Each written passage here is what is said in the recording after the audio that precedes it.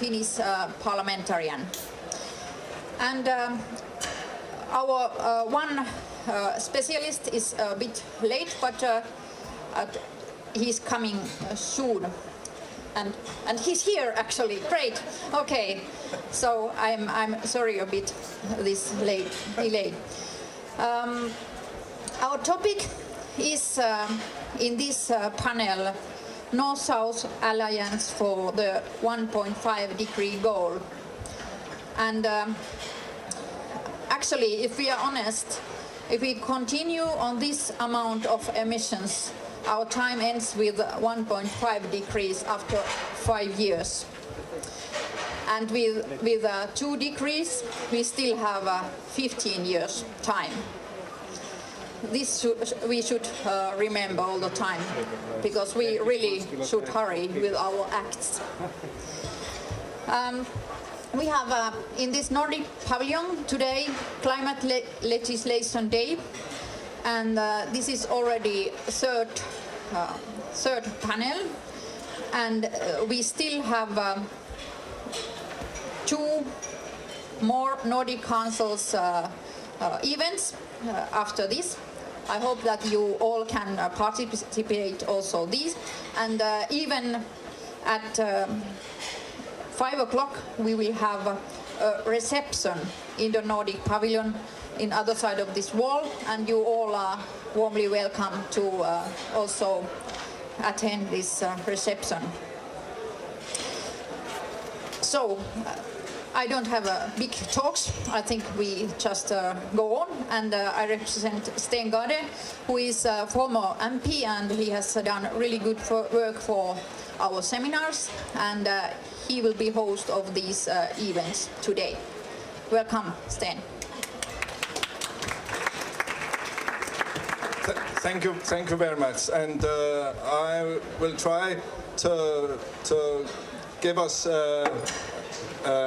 3 quarters here where we concentrate on what I think all in this conference is seeing as the main discussion, even it's not so much on the agenda, what to do from now and until 2020, because that's a key thing. And I warmly welcome Erik Solheim from UNEP, Director General for UNEP. His friend for many years, have been former Minister for Norway in development and environment, and long experience in OECD, and now you're here. And we want to hear from you how you see the situation in relation to our goal decided in Paris about 2 degrees, and we also want to hear your opinion about what can we do more, and is there a way we could call a new alliance between the progressive North and the vulnerable South. Okay, you have the floor here.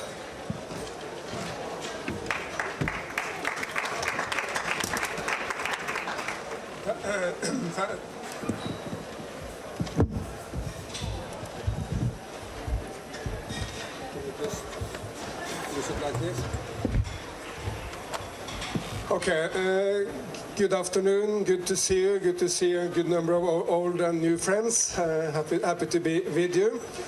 I will try to set out what I believe is the kind of the big picture, how we can be successful on climate and environment. We are on the right track, there's no doubt. I mean, for the first time in human history, last year we invested globally more in wind and solar than we invested in coal and oil. There is no doubt that we have passed kind of the Rubicon. We are on the way to the big shift which we need. The only issue, which was set out well by Sten, is that the speed is not high enough. Train is put on track, it's moving, but we need to speed up. And then, of course, the question is, how can we jointly make that happen? And I know that back or everywhere in everyone's mind is, how can that in particular happen after what happened in the United States last week?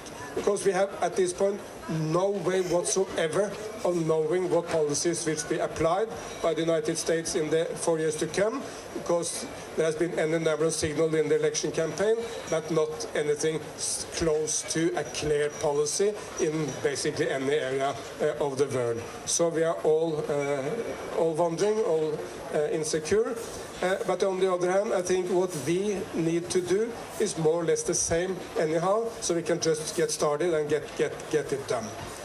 I was listening to another American president the other day, Barack Obama, and he said, my 2 young daughters, I think their name is Malia, Sasha, something like that, have never heard the concept, never heard the word of acid rain. And then he said, but acid rain was the main environmental issue when I woke up to politics. We had acid rains all over North America, and we had the same in Europe. It was the problem of the day, by the way, besides the hole in the ozone layer. Both these 2 problems we have fixed. Sasha and Malia has never heard the word acid rain because it doesn't exist anymore. It's gone. Problem is resolved. Exactly, and by the way, we have now, I mean, Heike can confirm, we now have the salmons coming back into the rivers of southern Norway. For 100 years there was not a salmon there. Now they're coming back. Well, because the problem is resolved, there is no acid rain anymore. Exactly the same with the hole in the ozone layer. Huge problem, 2 million cases of skin cancer, less on the planet every year than it would have been if we had not attacked the problem. And we now get the good news that the ozone layer is coming back.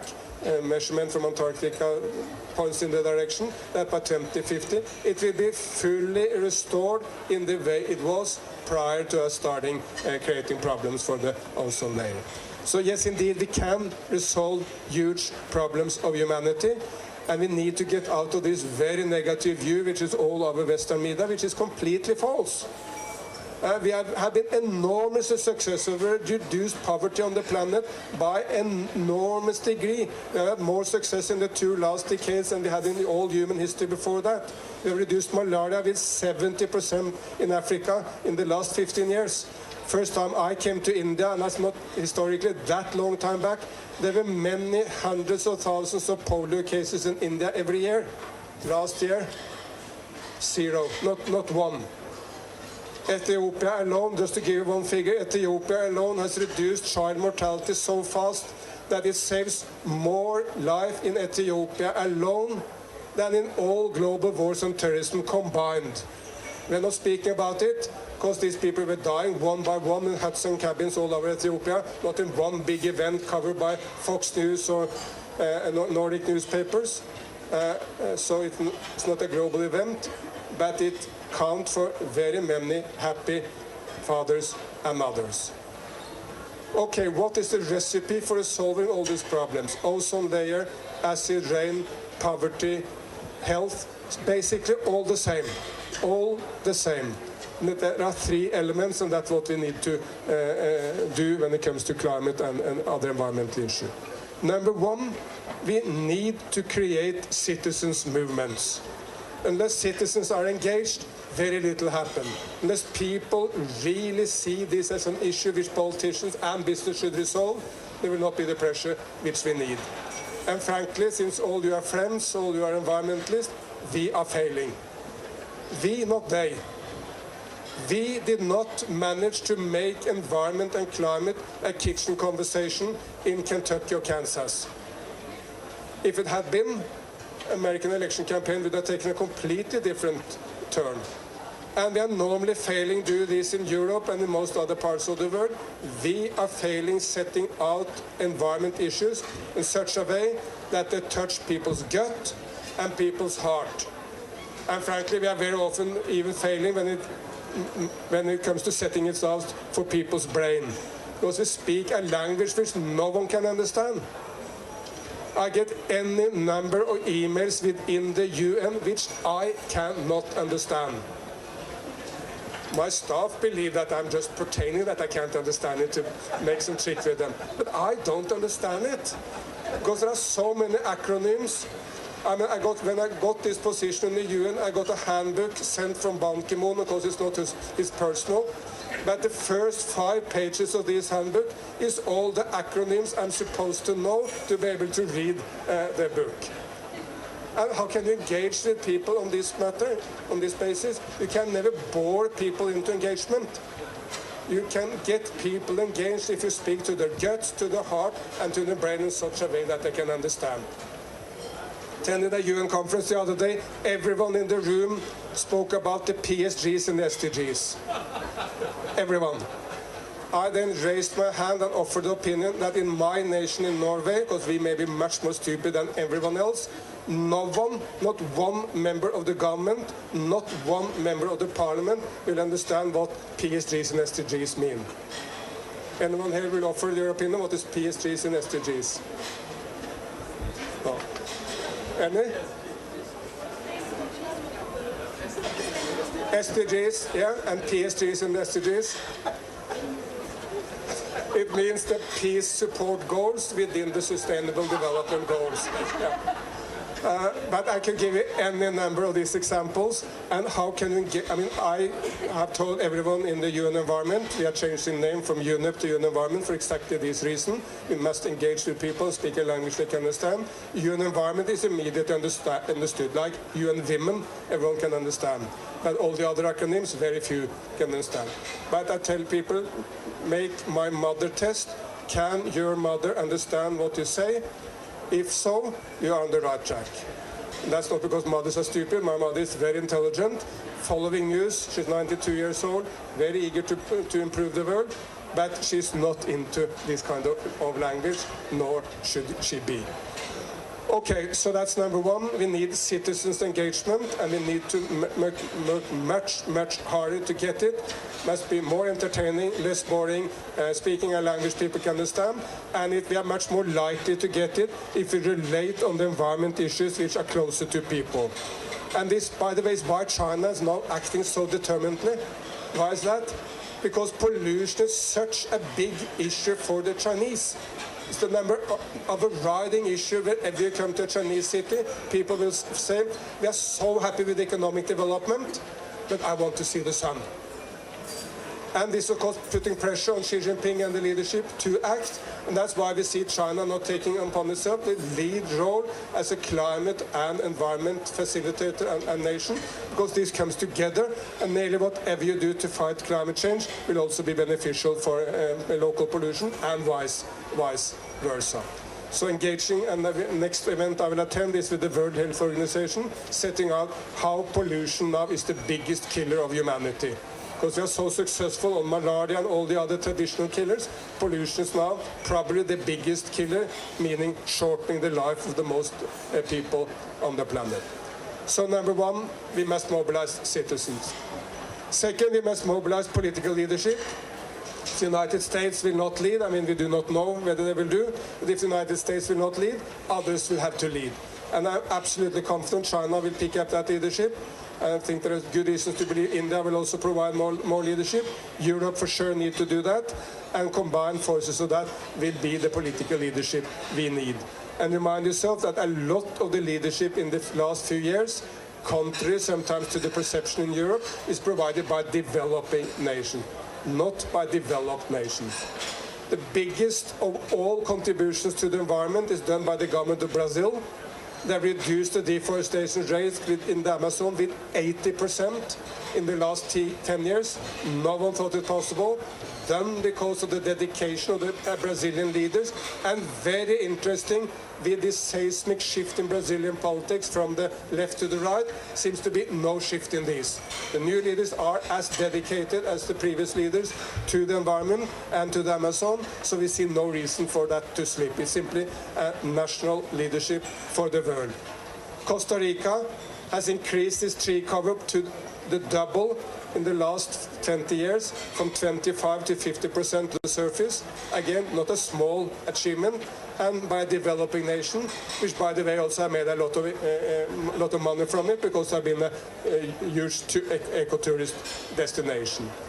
Ethiopia, one of the poorest nations in Africa, they have made the ambition by 2030 they will be a middle-income country. And they will do that without any increased emissions, because the increased emissions coming from cities and from industries will be weighted against the reduced emission from agriculture, from husbandry, and from tree planting.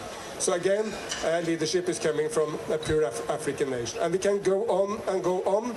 The biggest success for the environment in the last year was the Kigali conference, where we were able to phase out all the pollutants from refrigerators and the air conditioning system. It will happen over time, but the decision is made and confident we will do it.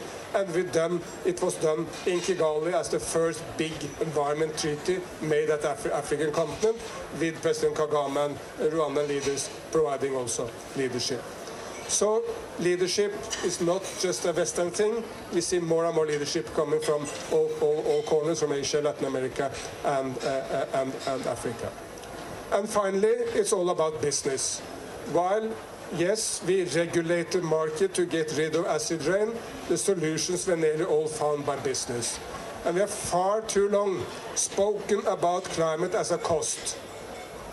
I've been to any number of conferences where we speak about what amount of money we need to collect to fight climate. Some say, well, 10 billion for the Green Climate Fund.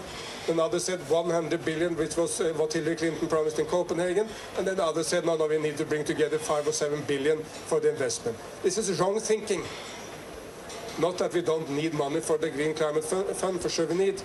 But we need, above all, a transformational capitalism from inclusive into inclusive, from brown into green.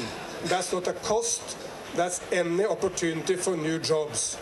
The United States of America has millions of jobs in renewables, a small amount of jobs in coal. Where is the future of these two? And where are the new, interesting, good jobs? Is just adding to the problems of those who need to change if you tell them that there is no need to change.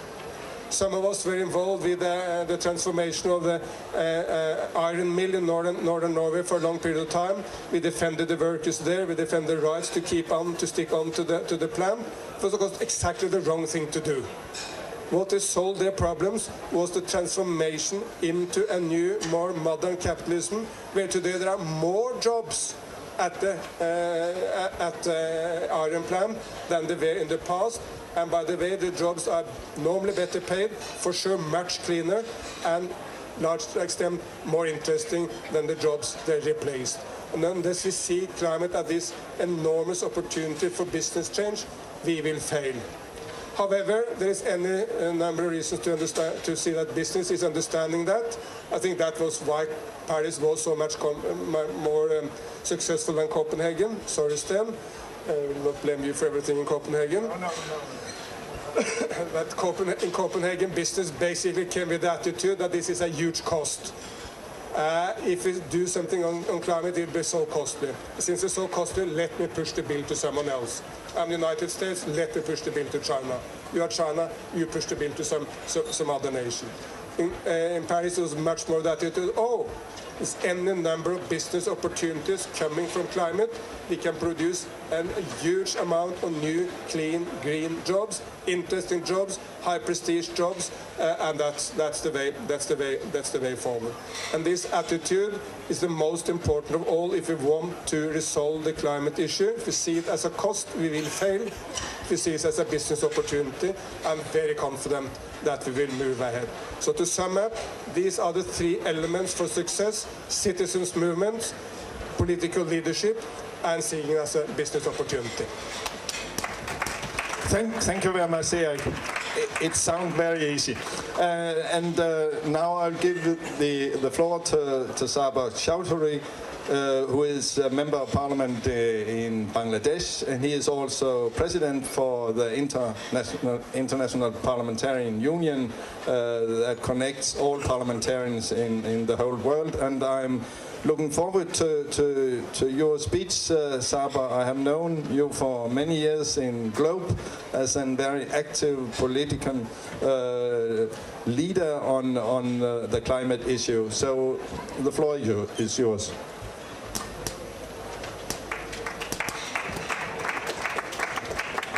Thank you very much. And maybe I'll stand here, then I won't get into the vision of the moderator and Eric. First, let me thank you for this opportunity. And Eric, thank you for a wonderful introduction. I don't need to go into the details. I'll come straight to the point, because this is essentially an event where we are trying to see the potential benefits of a partnership, of an alliance between, as Mr. Stengade just mentioned, the progressive North, as it were, and the vulnerable South. Let me pick up from something that Eric mentioned regarding the US. And I know we are saying that, yes, there is a lot of uncertainty, but as far as I'm concerned, and I hope I'm wrong, the position is very clear. It is not a Donald Trump issue. It is where the Republican Party stands on this whole agenda. And if you look at the platform that was adopted in Cleveland when they gave the nomination to Mr. Trump, there are certain things which are very clear. Number one, coal is clean, as per the Republican Party. It's not dirty, it's clean. Number two, UNFCCC is a political mechanism. It is biased scientifically. Number three, and this is the critical one, there is a law in the States called the Foreign Relations Authorization Act. It goes back to 1994.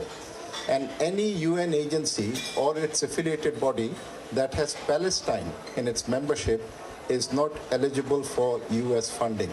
So if you take those three together, if you take the fact that the Senate, the Congress, the presidency, and also the Supreme Court is going to be aligned on the same direction, I think it's very clear where US is going to stand on this issue. Now, the reason I bring this up is because it has an implication for what we are talking about. If someone like the US is going to take this position, it becomes even more imperative for other alliances to come into play. So in a way, Donald Trump's position forces us to look at new opportunities and new potentials. So that's where I would start. My own country, Bangladesh, just a 1 meter rise in sea level would displace 30 million people. And I was trying to find out before this event, what is the total population of the Nordic countries? So imagine, and I think it's around 23, 24 million, 30 million, so more than the entire population of the Nordic countries is going to be displaced by a 1 meter rise in sea level.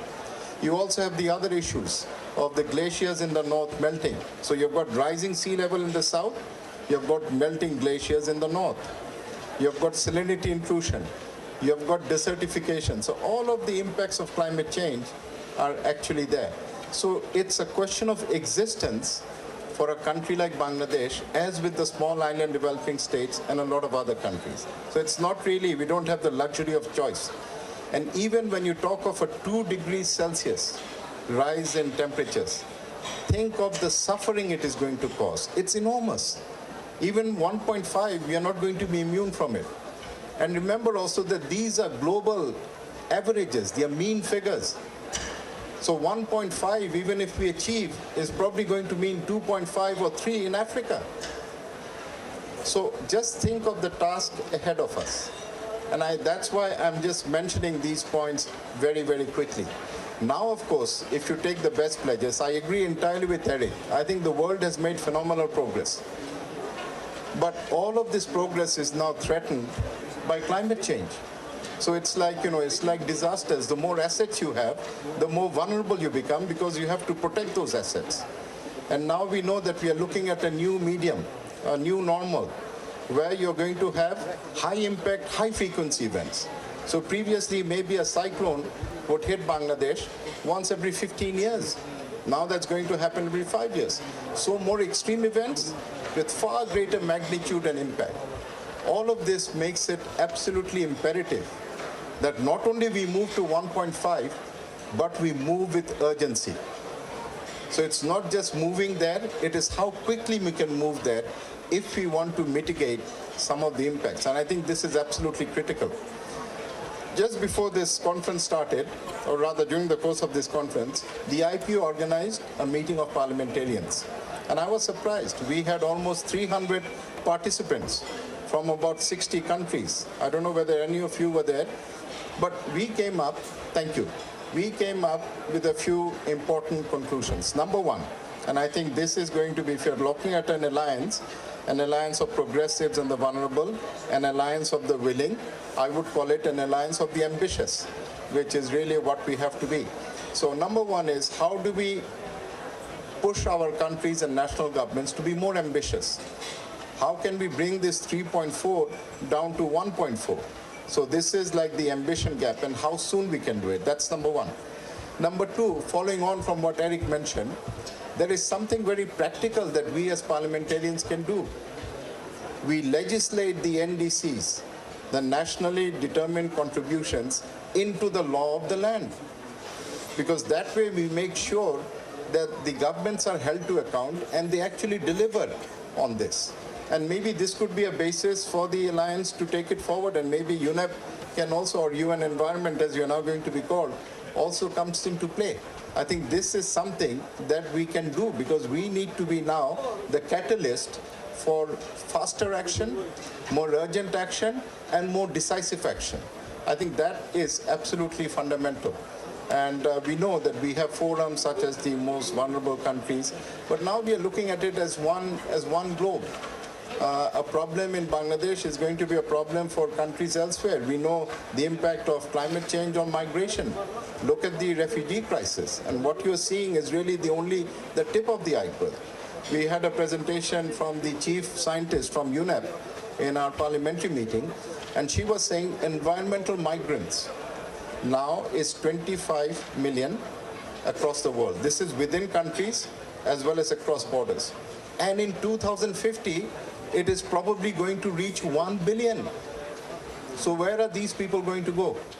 And if we look at what happened last year in the UN processes, which I find tremendously encouraging, is that we have started to actually address the root causes and not the symptoms. If you look at the Sendai framework for risk reduction, we are talking about how do we prepare ourselves, how can we be more risk resilient. So you're looking at the cause. Look at sustainable development, looking at the clause, look at climate change. We are looking at emissions. So now we are looking at fundamental clauses. And I think the world has made this switch, which I consider to be absolutely decisive. So maybe in terms of this alliance, I know time is short and maybe some of you would like to speak also.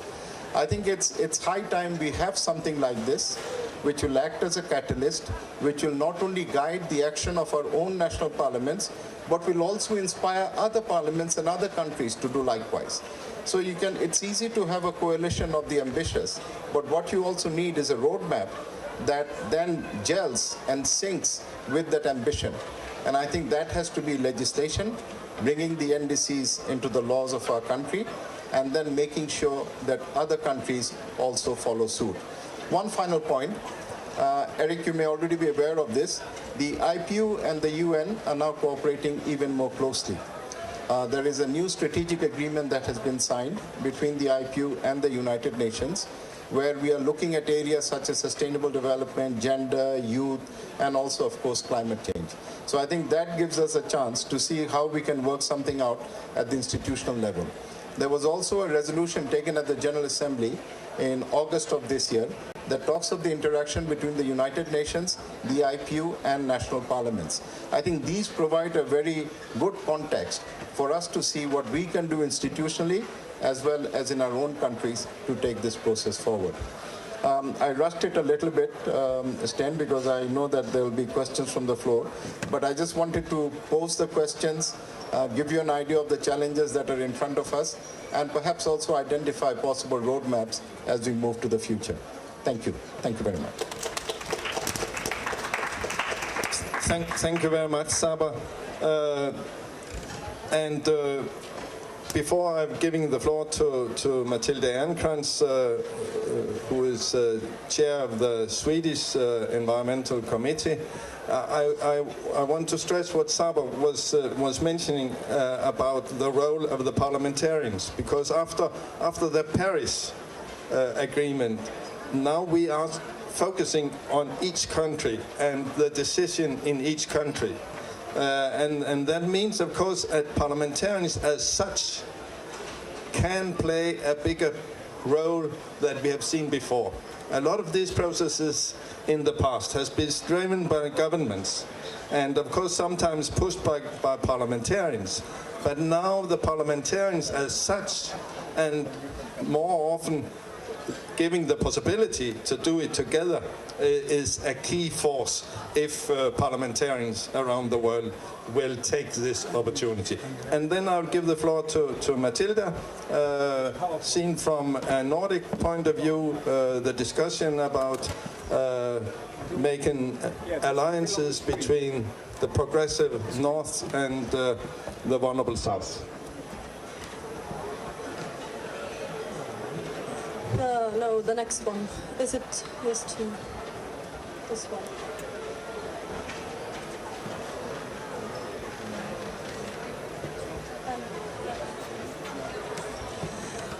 Thank you very much, and thank you for being invited to this excellent panel, and very good to see so many of you here.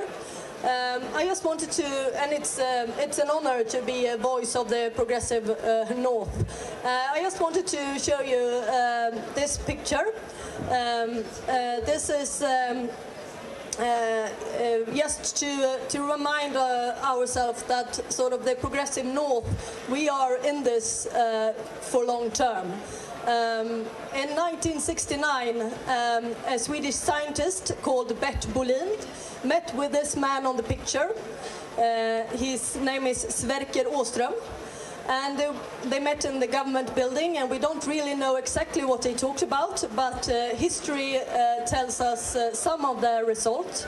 This was the beginning of science and politics working together, because if I would like to add something to when it comes to the General Secretary from UN Environment, as we should say, I would like to add to the list of what's important to get up speed and also endurance when it comes to fighting climate change and changing societies in a more sustainable way. I would like to add the connection between science and politics.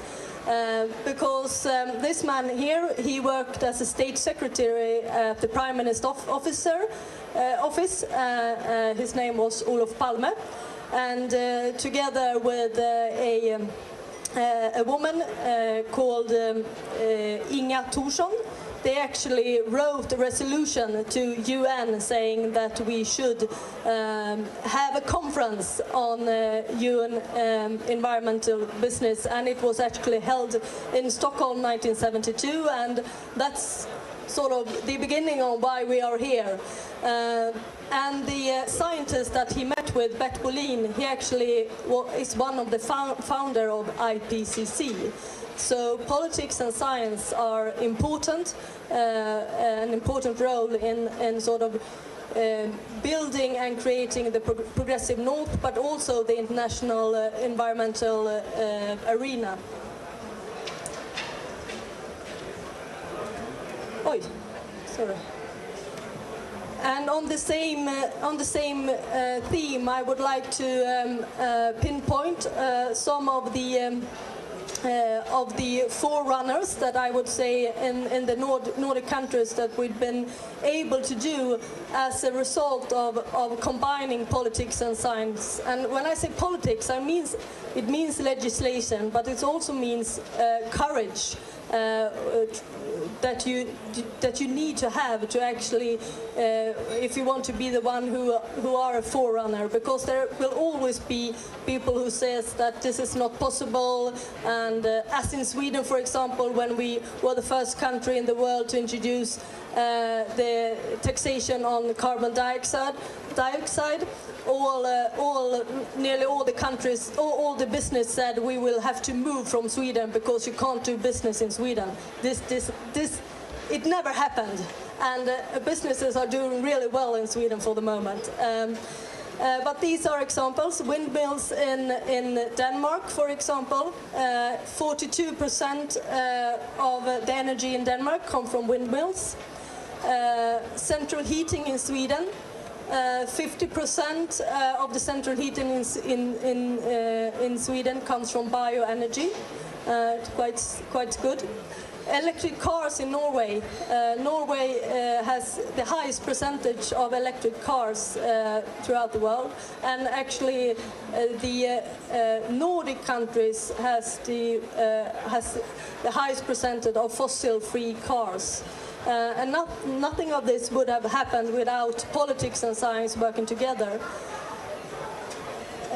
Saying that, I would like to add a little bit something when it comes to the challenges, but also opportunities when it comes to a progressive North and building alliances with the South. And it was something that sort of I thought about while listening to the former speakers here, who were very interesting to listen to. And it was when you addressed on what Barack Obama had said that about his children, that his children, they've never they don't know of acid rains. They have never experienced it. And that got me thinking about my children. It's the same for them. But if we think of the children of Bangladesh, I'm quite sure that the children of Bangladesh, they have experienced flooding and cyclones and other deeply challenging weather phenomena that actually set your mind on what we are up to. You don't have of course they have in their heart, in another way than my children, that we actually have to fight climate change. And of course it also has with food security to do as well, because if you go hungry, it's quite easy to realize you have to do something. When it comes to my children, what have they experienced? They haven't. Well, I'm from a small town called Hallsberg in Sweden, and we actually got flooded last year. But if we don't think about that, they haven't sort of had this life-threatening experiences when it comes to fighting, when it comes to handling climate change. But what are their everyday life? Well, they are brought up in Sweden where their relatives went out of jobs. Sweden where the school system, it doesn't really function as well as it has been. They are quite big class, very many classmates, quite few teachers and so on, not comparing to other countries, but these are sort of their experiences. So I think we have to, if we want to keep up the speed and take on the leadership as being progressive North, I think we also have to understand what drives people of Sweden, people of Northern, to actually keep on being the good examples on how to transform society into sustainability. And I think that's why it's so important in Sweden and other Nordic countries that when we do this transformation, it has to create new jobs. It has to create new welfare. It's even more important that you actually get a quicker way going by bike to your school or to your workplace. And that's what we do. We know it's good for the environment and know it's good for fighting climate change. But in the Nordic way, I think that's why it's so important to us to combine it with sort of business, because that's where our heart is. It would be much easier to say, and it would be much nicer to say that there are so much solidarity in the Nordic countries. So we're doing this out of solidarity, because we should do, when we listen to Bangladesh and other countries being faced with climate change. But I'm sorry to say, the solidarity isn't enough. And that's sort of what we can see, too bad, but also in the United States. So that is something that I think we have to bear in mind if we want to continue being a good example and a progressive North, actually taking responsibility, because it's our actions who has put Bangladesh in the situation that you are in today. So that's just some of my reflections on this matter. And I think, as we said, if we are going to have some time to actually give the floor to all of you who's been here listening, I think I stop there. But science and politics needs to go hand in hand with courage, with people who has courage, and parties that have courage, and countries that have courage. And leadership today is more important than ever, but we have to acknowledge that what drives us in handling climate change can be a little bit different if you're from Bangladesh or if you're from Sweden. But both countries and all people need to have an everyday life that is functioning. Otherwise, you can't get this kind of all citizens engaged in the big transition that we are just in the beginning of. Because, so no one gets angry with me, I know that Sweden and other Nordic countries, we have only, even if we're good, we have only started our travel to sustainability. Because if we look on our ecological footprints when it comes to consumption, for example, we have quite a lot more to do. Thank you. Thank you very much. We are in a world of transition. That's correct. Some questions? If I have a lot, but then I can start. But there can be time for a very few. A question to you all about the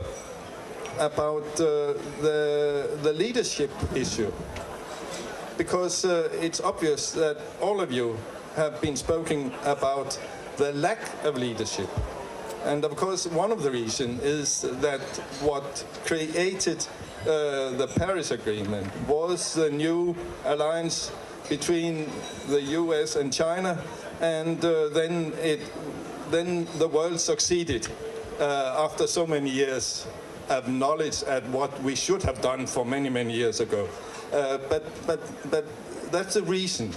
But do you see real trouble in the next 2 or 3 years here about leadership?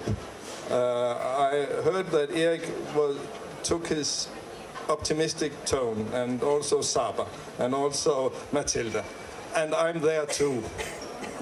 We have to create optimism, but is there a real problem for the next 2-3 years where we have to take much stronger decisions that we have taken in Paris? All of you, Erik, Saba? One always has to be optimistic. You know, we can't afford to be pessimistic.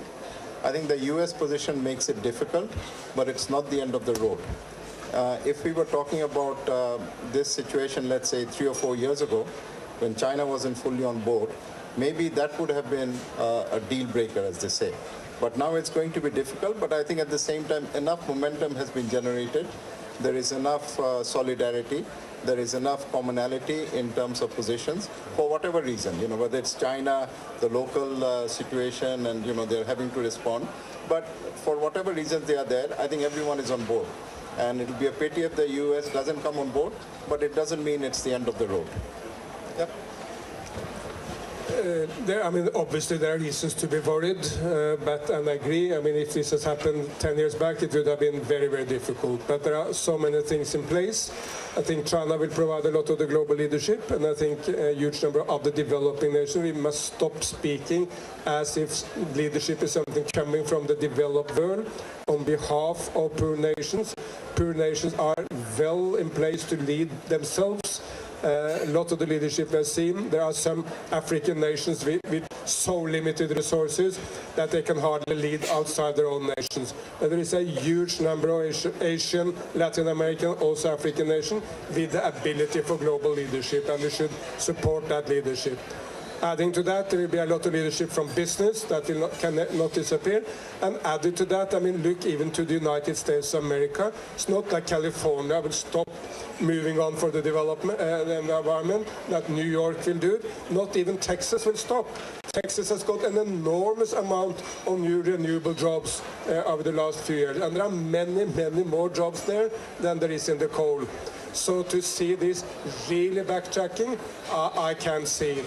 The biggest worry is somewhere else, and that is how will we see the global political climate in other areas, because that's always reflected back to what we can do on development and environment. And if the United States and China cannot overall work together, and if we cannot overall work together in the world, we have difficulties. As your countryman said, the most important word in the world today is the word together. Only together we can resolve issues. But if we can stay in this together, not allow anyone to split us, I'm very optimistic. Matilda?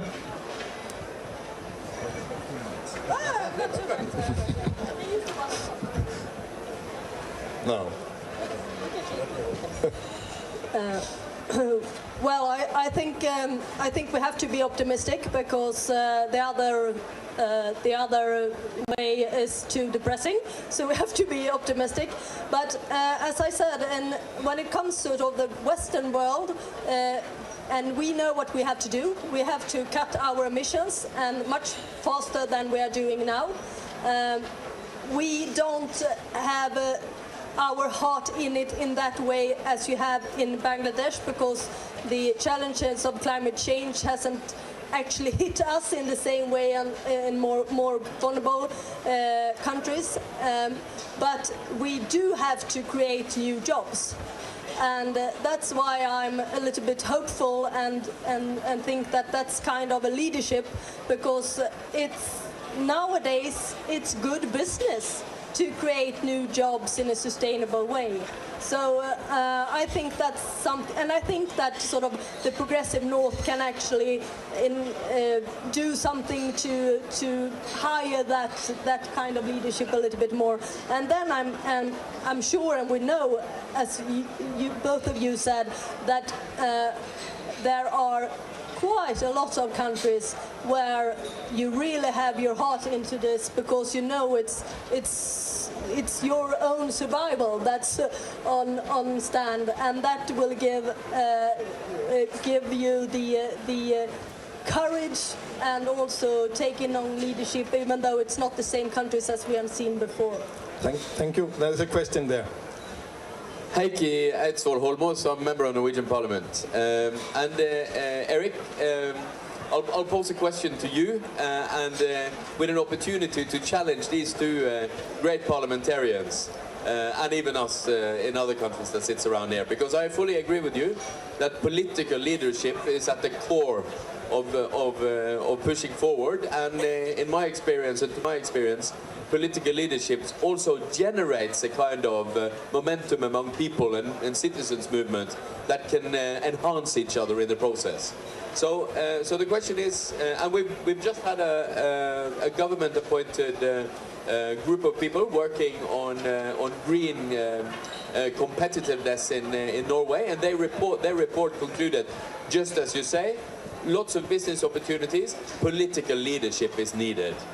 And then a question to you, where you could challenge us as parliamentarians, as politicians, is what kind of leadership do you demand, or do you challenge us to show in the face of climate change after the Paris Declaration, where every country is in a way challenged to do whatever they can? What kind of challenge would you come to us so that we can show leadership? And when you're thinking about what you shall say, Eric, I can give you one challenge. What will you say about Saba's proposal of perhaps creating this alliance between the most willing and the vulnerable in a more organized way in the future? Now it's you. No, I mean, political leadership is always the key. I mean, you have listed 3 successful areas of the Nordics. I mean, electrical vehicles in Norway, which of course I've been a lot involved with, and then bioenergy and others in Sweden and wind in Denmark. All this is due to political leadership, political and business leadership. But unless politicians set the direction and regulate the market, it won't happen.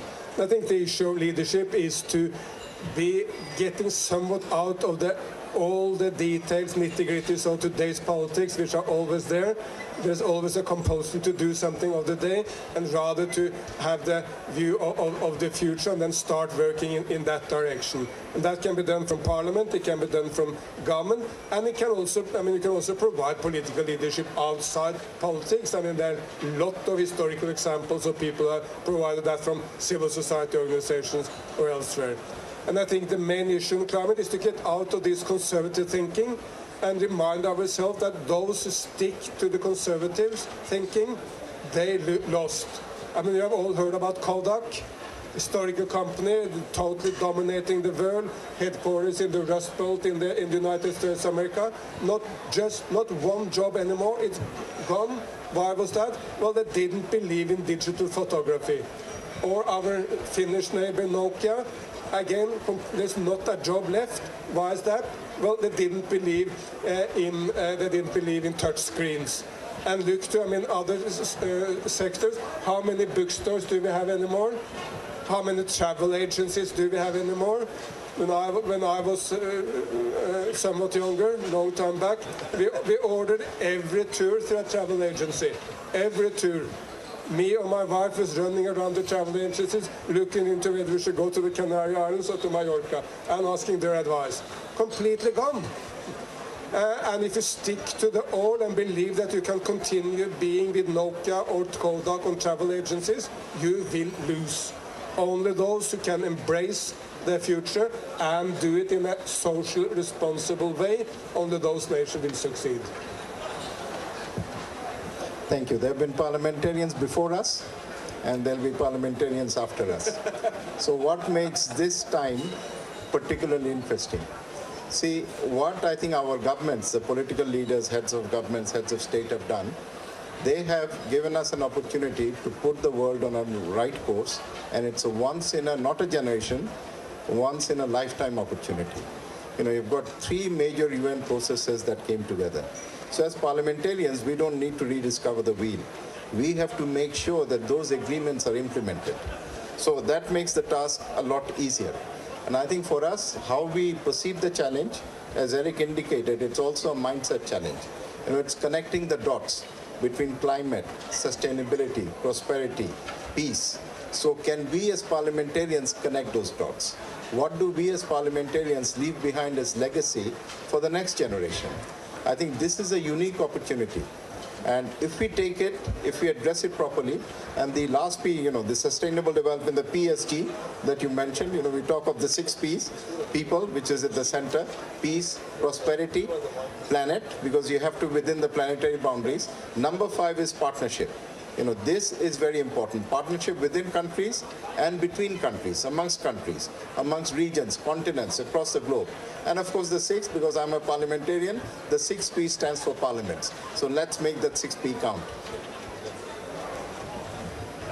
Thank you. Well, I just want to add that the thing is that we all know, everyone of us being here, is that there is no way back, and if we're not doing better than today, there's no way forward either.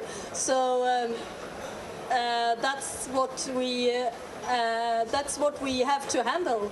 And if everyone is doing a little bit more than we do today, so I think we can together do a lot more than we are doing today. But no one gets a free ticket. We're all on the same train. Thank you.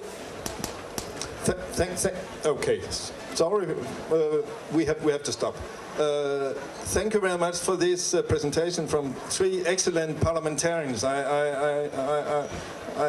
will call Eric for a parliamentarian today also. Thank you very much for coming, and the next workshop will be at 3 o'clock. Thank you very much.